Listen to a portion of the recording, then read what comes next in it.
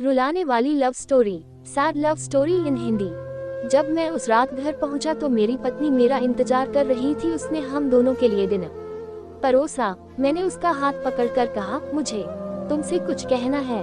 वह नीचे बैठ गई और खामोशी के साथ मेरी तरफ देखने लगी। मैंने उसकी आंखों में एक अजीब सा दर्द महसूस किया। मैं कश्मकश में था। मुझे समझ नहीं आ रहा था कि मैं अपना मुंह कैसे खोलूं, लेकिन मुझे उसे बताना था कि मेरी जिंदगी और दिमाग में क्या चल रहा है। मुझे उसे बताना था कि मुझे तलाक चाहिए। मैंने शांति से इस बात को उसके आगे रखा। वह मेरी बातों से नाराज नहीं लग रही थी, बल्कि उसने धीरे से मुझसे पूछा, क्यों? मैंने उसके सवाल से परहेज किया। तब इससे वह नाराज हो गई। उसने अपने हाथ में पकड़ी चम्मच फेंक दी और मुझ पर चिल्लाई, तुम जानवर हो। उस रात हमने आपस में बात नहीं की। वह पूरी रात रोती रही।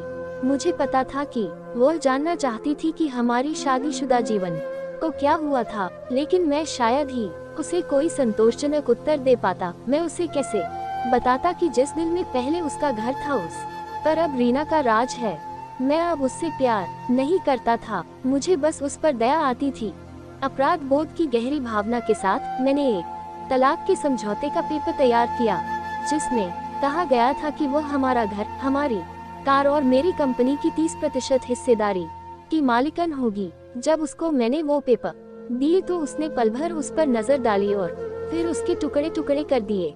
जिस स्त्री ने अपने जीवन के 10 वर्ष मेरे साथ बिताए थे, वह अब अजनबी सी लगने लगी थी।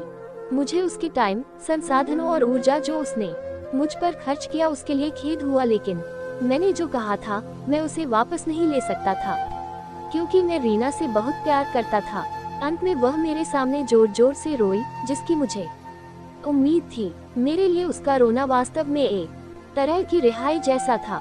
तलाक का विचार, जिसने मुझे कई हफ्तों से परेशान किया था, अब और मजबूत और स्पष्ट अपनी मंजिल को पाने को लग रहा था। अगले दिन मैं बहुत देर से घर वापस आया और देखा कि वह मेज पर कुछ लिख रही है। मैंने रात का खाना नहीं खाया और सीधे सोने चला गया और बहुत तेजी से सो गया, क्योंकि मैं रीना के साथ एक व्यस्त दिन के बाद थक गया था। जब मैं उठा तब भी वह टेबल पर लिख रही थी। मुझे परवाह नहीं थी, इसलिए मैं पलट गया और फिर से सो गया। सुबह उसने अपनी तलाक की शर्तें मुझे बताई। वह मुझसे कुछ नहीं चाहती थी, लेकिन तलाक से पहले उसे 1 महीने का नोटिस चाहिए था। उसने अनुरोध किया कि उसे 1 महीने में हम दोनों यथासंभव सामान्य जीवन जीने के लिए संघर्ष करें। इसके लिए उसके कारण सरल थे। हमारे बेटे की 1 महीने में परीक्षा थी और वह हमारी टूटी हुई शादी से उसे मेंटली डिस्टर्ब नहीं करना चाहती थी। ये तो मुझे भी मंजूर था, बेटा तो हम दोनों का था, लेकिन उसके पास एक और शर्त थी। उसने मुझे याद करने के लिए कहा कि कैसे मैं उसे अपनी शादी के दिन दुल्हन के कमरे में ले गया था। उसने रिक्वेस्ट किया कि इस 1 महीने तक मैं हर दिन उसे अपने बेडरूम से सामने के दरवाजे तक ले जाऊं। मुझे लगा कि वह पागल हो रही है, लेकिन हमारे साथ में बितने वाले अंतिम दिनों को सहन किया जा सके और कोई ड्रामा क्रिएट न हो, इसलिए मैंने उसका अजीब अनुरोध स्वीकार कर लिया। मैंने रीना को अपनी पत्नी की तलाक की शर्तों के बारे में बताया। वह जोर से हंसी और उसे लगा ये सच में पागलपन है। कोई फर्क नहीं पड़ता कि वह कौन सी चालें चलती है, उसे तलाक का सामना करना ही पड़ेगा, उसने तिरस्कार पूर्वक कहा। अगले दिन से 1 महीने का नोटिस पीरियड शुरू हो गया। मेरे तलाक के इरादे को स्पष्ट रूप से व्यक्त किए जाने से पहले से ही मेरी पत्नी और मेरे बीच कोई शारीरिक संपर्क नहीं रह गए था, इसलिए जब मैंने उसे पहले दिन गोद में उठाया तो हम दोनों को अजीब लगा। हमारे बेटे ने हमारे पीछे ताली बजाई, डैडी ने मम्मी को गोद में लिया है। उसके शब्दों ने मुझ में एक दर्द की भावना जगाए। शयन कक्ष से बैठक कक्ष तक, फिर दरवाजे तक। मैं उसे गोद में लेकर 10 मीटर से अधिक चला। उसने आंखें बंद की और धीरे से कहा, हमारे बेटे को तलाक के बारे में मत बताना। मैंने सिर हिलाया, कुछ परेशानी महसूस कर रहा था। मैंने उसे दरवाजे के बाहर नीचे उतार दिया। वह काम पर जाने के लिए बस की प्रतीक्षा करने लगी। मैं ऑफिस के लिए अकेला चला गया। दूसरे दिन हम दोनों ने काफी आसानी से एक्टिंग कर ली। वह मेरे सीने पर झुक गई। मैं उसके ब्लाउज की खुशबू सूंघ सकता था। मुझे एहसास हुआ कि मैंने इस महिला को लंबे समय से ध्यान से नहीं देखा था। मुझे एहसास हुआ अब वह जवान नहीं रही थी, उसके चेहरे पर कम सही लेकिन झुर्रियां आ गई थी। उसके बाल सफेद हो रहे थे। हमारी शादी से उस पर बुरा असर पड़ा है। एक मिनट के लिए मैंने सोचा कि मैंने उसके साथ क्या कर दिया है। चौथे दिन जब मैंने उसे उठाया तो मुझे आत्मीयता की वापसी का आभास हुआ। अरे, ये वही महिला है जिसने मुझे अपनी जिंदगी के 10 अमूल्य साल दिए हैं। पांचवें और छठे दिन मैंने महसूस किया कि हमारे बीच एक रूपता की भावना फिर से बढ़ रही है। मैंने रीना को इस बारे में नहीं बताया। जैसे जैसे दिन बीतते गए मेरे लिए उसे उठाना आसान होता गया। मैंने सोचा शायद प्रतिदिन की ये कसरत ने मुझे मजबूत बना दिया। एक सुबह वह सोच रही थी कि क्या पहने। उसने बहुत सारे कपड़े पहनने की कोशिश की लेकिन उसे भी उपयुक्त पोशाक नहीं मिली। फिर उसने गहरी सांस ली।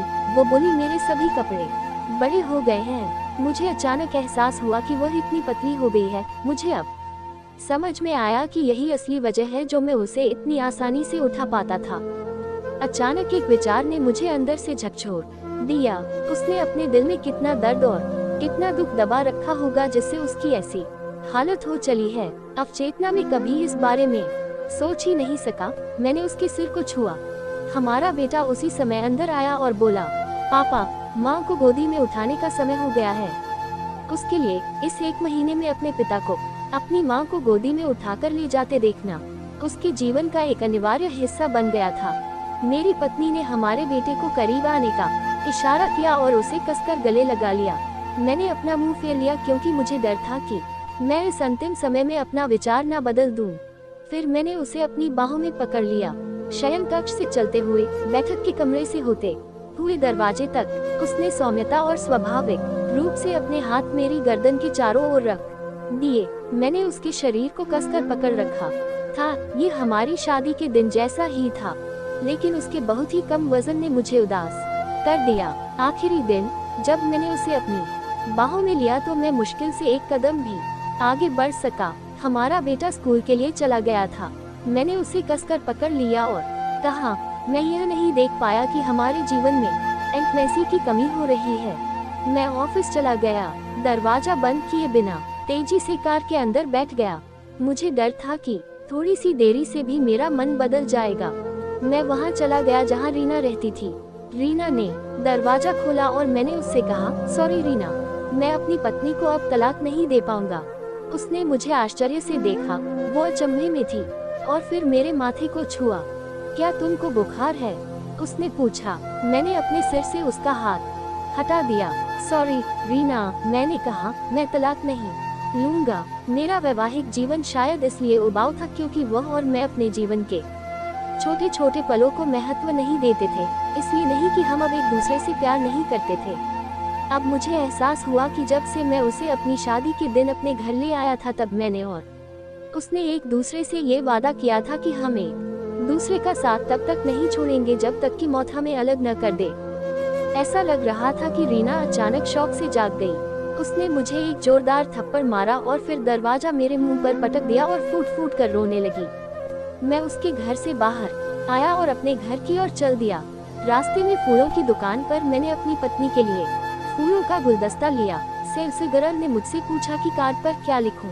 मैं मुस्कुराया और लिखा, मैं तुम्हें हर सुबह उठाऊंगा जब तक मौत हमें अलग नहीं कर देती। उस शाम मैं घर पहुंचा, हाथों में फूल और चेहरे पर बड़ी सी मुस्कान लिए। मैं सीढ़ियां चढ़ा और अपनी पत्नी को बिस्तर पर पाया मृत। मेरी पत्नी महीनों से कैंसर से लड़ रही थी और मैं रीना के साथ इतना व्यस्त था कि ना मैंने ध्यान दिया नहीं महसूस किया। वो जानती थी कि वह जल्द ही मर जाएगी और वह मुझे हमारे बेटे की नकारात्मक प्रतिक्रिया से बचाना चाहती थी। अगर हम तलाक के साथ आगे बढ़ते तो मेरा बेटा मुझसे पक्का नफरत करता। कम से कम हमारे बेटे की नज़र में मैं एक प्यार करने वाला पति हूँ। मैंने तो नहीं, लेकिन मेरी पत्नी ने अपना वादा आखिरी दम तक साथ निभाने का पूरी तरह से निभाया। हाँ, पूरा जीवन अब मुझे पछतावे की आग में जलना था, मगर अब अपने आखिरी दम तक अपनी पत्नी से और भी ज्यादा प्यार करता रहा, चाहे वो मेरे साथ नहीं थी। आपके जीवन के छोटे छोटे पल ही एक रिश्ते में वास्तव में मायने रखते हैं। ये हवेली, कार, संपत्ति, बैंक का पैसा नहीं है। ये खुशी के लिए अनुकूल माहौल बनाते हैं लेकिन अपने आप में खुशी नहीं दे सकते।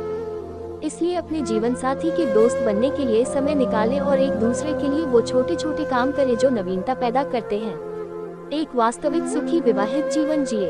यदि आप इस कहानी को शेयर नहीं करते हैं तो कोई फर्क नहीं पड़ेगा। अगर आप ऐसा करते हैं तो आप शायद एक शादी को टूटने से बचा सकते हैं। जीवन में कई बार ऐसे लोग असफल होते हैं जिन्हें इस बात का एहसास नहीं होता कि वे सफलता के कितने करीब थे जब उन्होंने हार मान ली।